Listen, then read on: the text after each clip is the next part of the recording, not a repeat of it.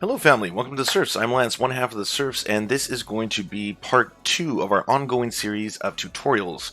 We're calling it the Mastery of the Perverted Arts. Now, I'm doing this one because it's been requested by a handful of people, namely a good friend of the show, Theory Plebe, and a lot of people have been asking us how exactly do you stream on the YouTubes, and how do you get all those fancy little things like the cute pop-ups in the corner, the stuff above me. And right now what you're looking at might look like a bit of a nightmarish, endless void hellscape.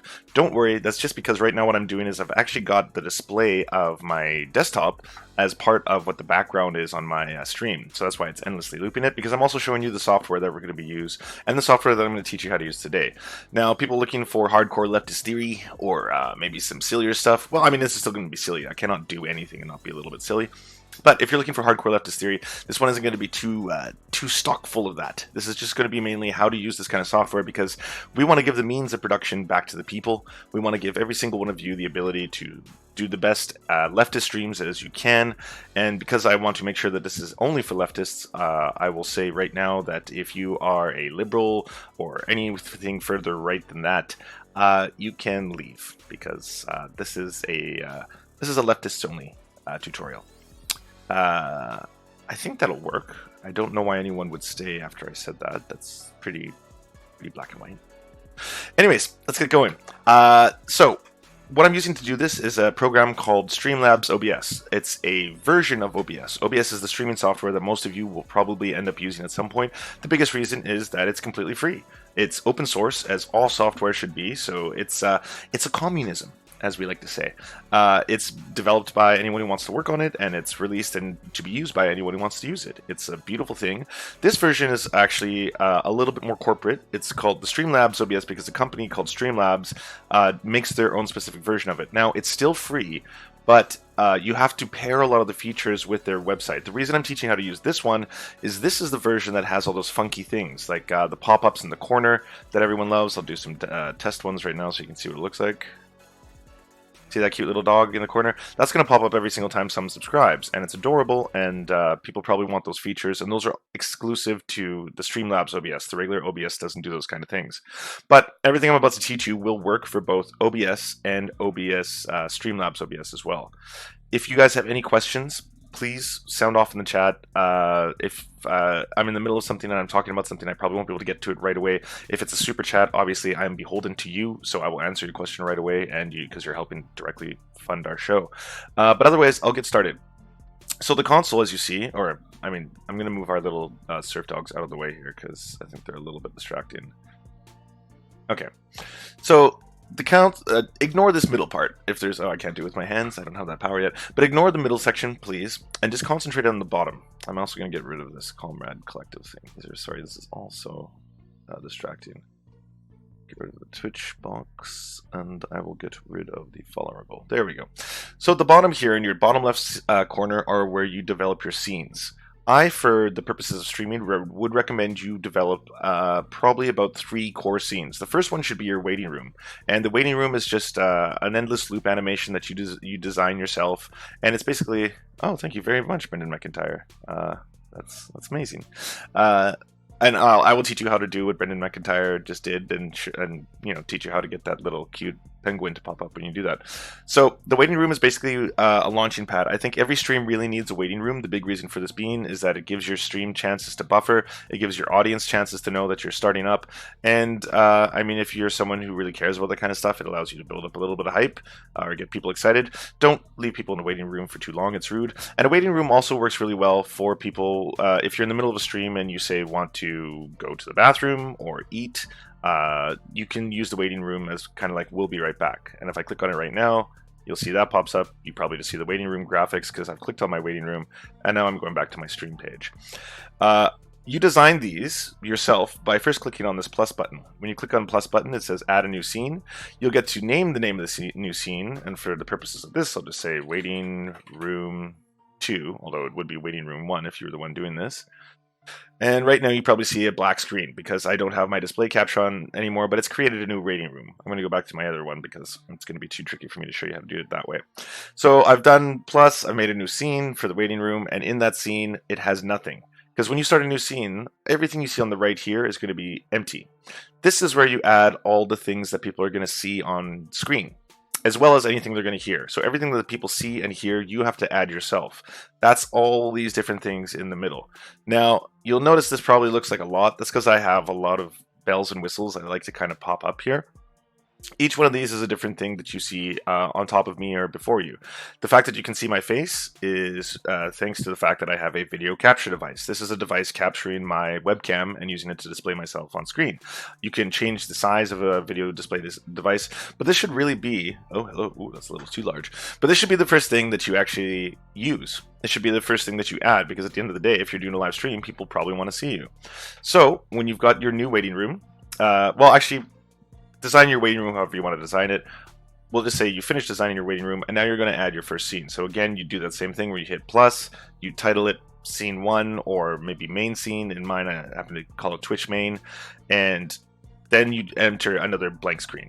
The first thing you'd add in that blank screen, of course, is a video capture device.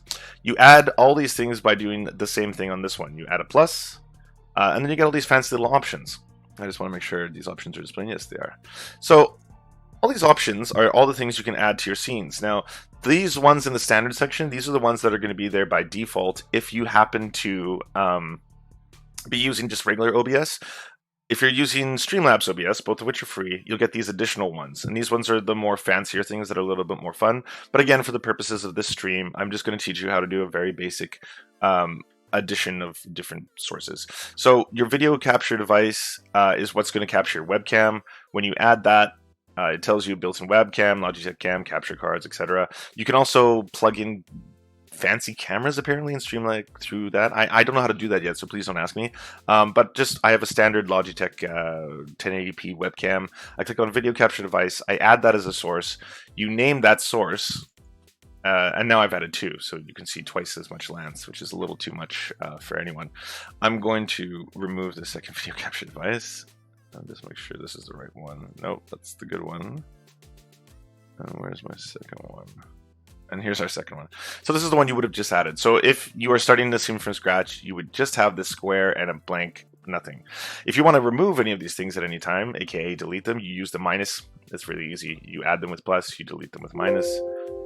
And remove it, and away is out of the lens. You do the same thing to add every other element you want for your stream. So if you want to add, say, a secondary mic source, you would add that by clicking on this, and then you can add a image, a browser source, a display capture. What some of these other things are, and what you probably want to do, is add a display capture. A display capture will let you capture one of your displays. If you have two monitors, you can capture just one of them. If you have just one monitor, it will just capture a monitor. In my experience, that's the easiest way to do live streams, because if you're capturing your monitor, and now I'm going to move OBS out of the way for a second, so you're about to see my background, right? Oh, and it's the golden one. I would not disappoint you guys. If I'm going to show you guys how to do this, it needs to be peppered with a little bit of golden one. So this is what my actual desktop looks like. So I've got an actual, and we'll go back to OBS now for a second. I've got an actual display capture, which is at the very, very bottom. The order in which these things are stacked on each other is also the order of which they're going to be at the forefront or the background. So you can see me in the corner. I'm at the bottom right corner right now. This one is pretty far into the forefront, and the display capture is behind it. And that's how you kind of stack and layer things. Anyone who's used Photoshop will understand the concept, or GIMP. GIMP is the open source version that also uses layers in the same way. So in this case, my very bottom layer is the display capture. That is capturing the display of my monitor.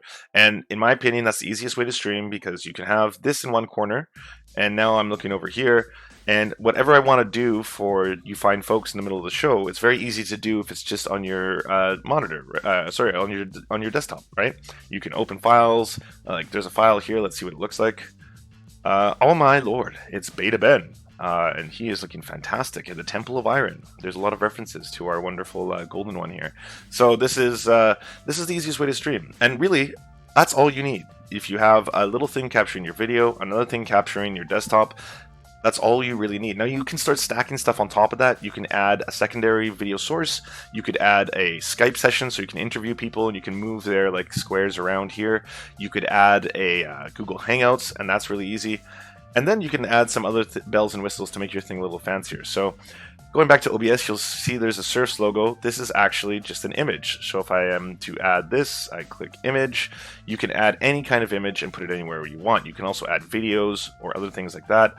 If you want to add a source from a browser, meaning you want to add a website or something, you can add that independently. Now, personally, again, using your display capture and using your browser in your display capture is going to be easier than just using a browser source, because this will only ever display one single URL. But all that being said, some people might want to add kind of funkier elements, and that's going to be the last thing I teach you in this tutorial. So that's the display capture. That's if you want to play video games, you use a game capture. If you want to add extra microphones or other audio sources, you do audio capture. Media source would add a video or a media file of your choosing. Window would capture a specific window, so I'm sure you know that if you have different programs, they're in different windows, and so forth and so forth. It's all very straightforward. This is all very, very simple to use. Once you've got all your stuff stacked up, like I've got my images on the top left corner, this is an independent graphic, that's an image, this Surfs thing is an image, you then are pretty much ready to stream. In order to stream, the next step, of course, is to add where you're going to stream to. So you click on this little pinwheel in the top corner here that says settings, and the settings will open. I'm just going to double check settings are showing there. They are. So in the settings, what you're going to do is you're going to click on stream, and this is very careful, very cautious, by the way. When you are streaming, oh, thank you very much, Shamir Paylor, for the $2.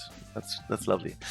When you are streaming, something that's very important and you have to keep in mind is that whatever you show people is your specific stream key. If you display it on the screen, they can use that to stream anything they want onto your channel. They could stream donkey porn onto your channel 24/7, or the less probably offensive pterodactyl porn, but you run that risk. So if you are displaying your stream key up on the screen, watch out, someone else can steal it and use it whatever they want. Since I'm streaming right now, I can't change these options, but what you would do is you would choose the stream type as streaming services. If you are streaming on the YouTubes, you click on the YouTube/YouTube Gaming. If you're streaming on Twitch, you change that to Twitch. And then I'll always keep it the primary YouTube ingest server. It'll just find wherever's closest to you. If you're in the EU, it'll use that. And then you add your stream key. So you have your own personal stream key. I can't show you on mine where you find it, but take a 2-second Google glance, you will find what your personal stream key is on your Google account, and that's almost all you need. Now, I would tweak things a little bit, namely that your output will also determine the quality of your streams. So I've put all my settings up on the screen right now. This is probably the smoothest settings I've found for anything on YouTube streaming. Your keyframe interval should be at 2. Your bitrate should be 2500, because at the end of the day you want the stream to be smooth. It doesn't need to be insane quality. So just take a look at these, copy them, and you'll get the same quality as me. Tweak them if you know how to tweak them, and you'll get better quality than I do. You can also set up your quality for recording. So that's the other thing you can do with OBS. Right now, if you don't want to ever be a streamer, but you want to make YouTube content, but you don't know how to be an you don't know how to edit, you could technically make a video right now just the same way I'm doing this. You could set up all your stuff, set up a bunch of funny clips in the background. So in this case, I'll move this out of the way. So if I had this whole thing set up, I'm like, I just want to make fun of the golden one. I've got this running. I can easily play between him.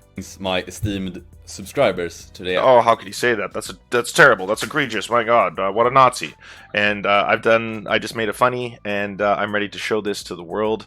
What I would have done before I started, which is probably a little bit more important for me to have told you, is I would have hit this button at the bottom, and I'm going to move sorry.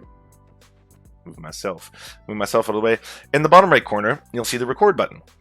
When you hit the record button, naturally, it records you. And when it records you, you are able to make a video out of that. That video will be in whatever format you set it to. Set it probably to MP4, because MP4 is going to upload to YouTube the bestest. And then you pretty much have a video. I mean, that's all it takes to make a BreadTube video, really. If you want to stream, of course, you hit the button over here, which says end. Well, now it says end stream because I'm streaming. But if I wasn't streaming, it would say start stream.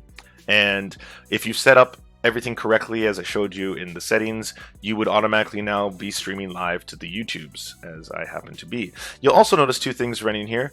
This is my desktop audio. This is capturing the audio of my computer. So right now I'm playing some songs in the background on VLC. That's probably what you guys hear for the hippity hop. And down here is my microphone. be really careful, and this is something I'm not good at. People call me out on it all the time, to try and set your audio levels correctly. You can figure this out. I would give yourself an hour before anyone's stream to try and figure this out. Record yourself first. Listen to it. Do you sound like, you can see very easily if I'm going to hit the reds, I'm probably going to be distorted, and that happens every time I laugh because I laugh like a cross between a Banshee and Goofy, the cartoon character. So because of that, you might see it go into the reds and you might see it distort. You don't want that. Distortion sounds pretty terrible and it's jarring on people's ears. Your desktop audio should also not be too crazy loud because people don't want to have to listen to the golden one screaming his Nazi rhetoric in very loud sounds. That's all you need to stream. Boom. You can make multiple scenes if you want. Multiple scenes allow you to have different angles. It makes it more interesting. In this one, I've got the cute little doggies in the corner, and I'm up in the corner here, and it's like, oh, hello, and I'll jump over here. Oh, hello. I've got a giant zoom in for when people subscribe. Like, hello. All different things you can do, all very fun. The last thing I want to show you is, of course, the funnest part of streaming, which is you want to have all these little cool buttons and stuff popping up, right? You guys want to have something pop up when people donate to you. You want to have something pop up when people subscribe to you.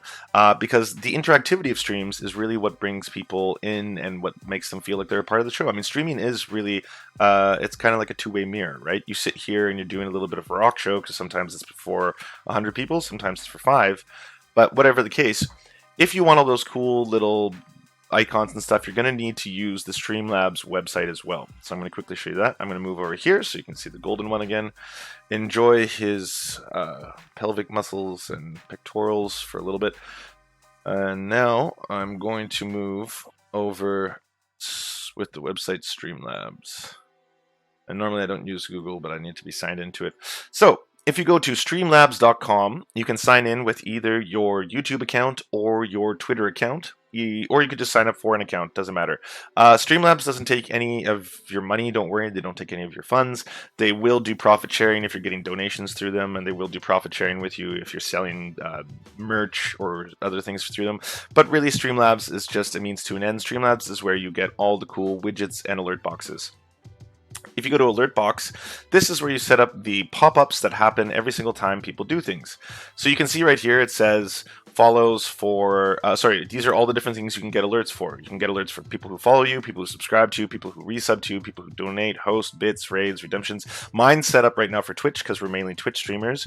But if you clicked on the YouTube version of this, it would have all the YouTube buttons. Both of them work really well. Streamlabs OBS has a built-in YouTube alert box you can just add without having to go through their website.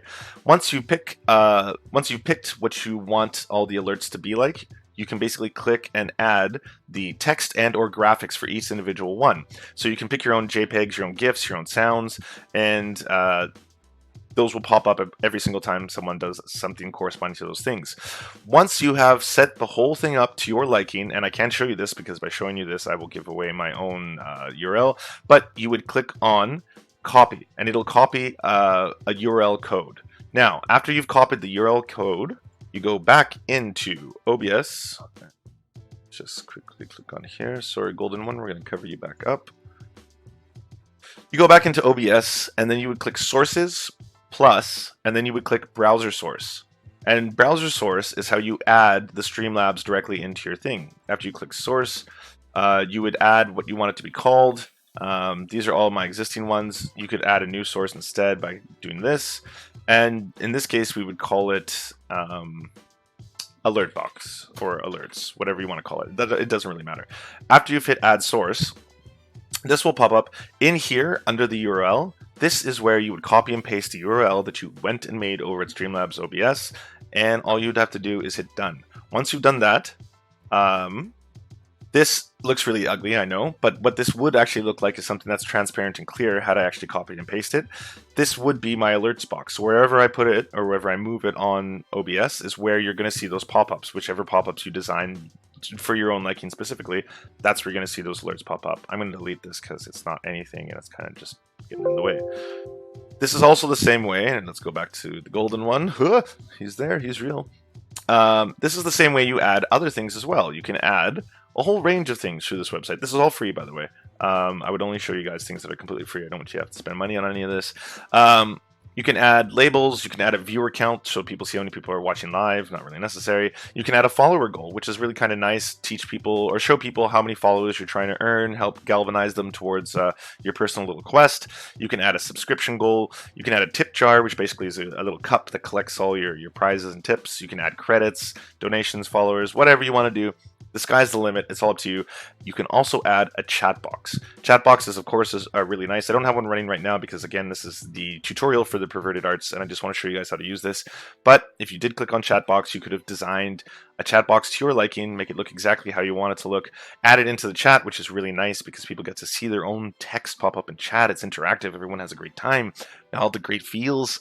And this is really it. I mean, there's no magic to it. Anyone who says that it's going to take you hours to become good at this, it's not. It's very, very simplistic. Everything is added through here, and it's just that simple. So once you've added everything you like, you're ready to do your stream. You do your live stream, and once you're done, you hit finish, and that's all there is to it, folks. I probably will get into a more detailed video, but I'm trying to keep this one as quick and concise as possible because I want to give everybody the ability to make their own amazing live streams. Please let us know at the surfs if you are going to be live streaming because we will try to help you. We will try to promote you. We're trying to become better at that. And of course, I'm sure a lot of you know about Gushin, who has just made a fantastic video on BreadTube and people in BreadTube, especially larger people, not doing as much as they could in terms of having or helping smaller creators, and we're guilty of that as well. We try our best to try and promote as many people as we can, but you know, we get bogged down with life too. It's stressful for all of us, you know, and can't always be looking at my Twitters. If I look at my Twitters, I get anxious sometimes, and I'm not making excuses. I'm not trying to. But here's the thing. We're going to do a live show right now on the Twitch. So everyone who's watching this, please come on down to the Twitch. We're going to look at every single Comic-Con trailer that has ever existed. We're going to try and go through all these Comic-Con trailers from a leftist perspective and have some fun. We're going to speak to Gushin live. Gushin is going to be coming on the show, and she's going to be talking about a new video as well as the controversy surrounding that. So that is going to be really fun. So come over to twitch.tv/thesurfstv right now, and we're going to do a non-tutorial, fun live stream of leftism, nonsense, and all that fun stuff. Bye, fam. Oh, and I hope this helps. If it doesn't help, let me know. And what did and did not help, let me know as well in the comments. And pose your questions in the comments, and I will try to answer every single one of them as diligently and quickly as I possibly can. And I will learn how to speak as well. That's in the to-do